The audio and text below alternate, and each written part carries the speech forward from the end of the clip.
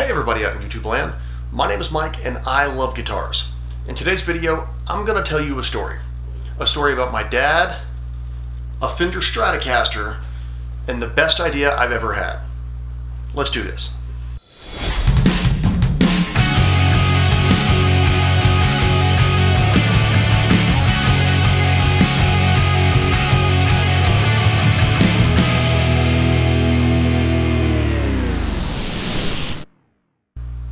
My dad was a quiet and reserved man. He worked very hard for a long time and he had means, but he just didn't want much. When he decided he did want something, he would research it relentlessly and still never buy it more often than not. One thing I knew he wanted was a Fender Stratocaster. He already owned one of the most amazing Gibsons I've ever seen, but he loved Buddy Holly, and Buddy Holly played a Strat. Now, he was a very accomplished guitar player, but the problem is he was an exceedingly practical man. When he was a young man, he gave guitar lessons and played in bars in order to make ends meet, so he needed a good guitar. That guitar was his amazing, custom-ordered 65 Gibson L5. After he graduated from college, he no longer needed to play guitar to pay bills. So as much as he wanted a Fender Stratocaster, he didn't need a Fender Stratocaster. As a result, he simply never bought one. My mom always said that my dad wanted so little that anytime she knew he wanted something, she wanted to buy it for him. I don't know why I never thought of this before, but about 15 years ago, I called her and told her she needed to buy him a Fender Strat for Christmas. She immediately agreed and asked for my help, which I expected. So I went down to the local guitar center, looked through all their Strats, and I finally found one that was as close to what Buddy Holly played as I could manage. It was a 2006 Fender American Standard Stratocaster with a sunburst paint job and a maple neck. I also talked to her and told her she needed to spring a little extra for the vintage style tweed guitar case to go with it. She agreed. I hid the guitar at my place for months until Christmas and then snuck it into my parents' house at our family Christmas gathering when he wasn't looking. After we finished all of our normal Christmas traditions and we were all just sitting around chatting, I nodded to my mom, then went to the back room and I grabbed his guitar. When I laid it down in front of him, he was truly speechless for the first time I have ever seen. He opened the guitar case, picked up his new Strat, and just kept saying, "Oh man, over and over again. He loved this guitar ever since then. And that's the story of how my dad finally got his beloved Fender Stratocaster.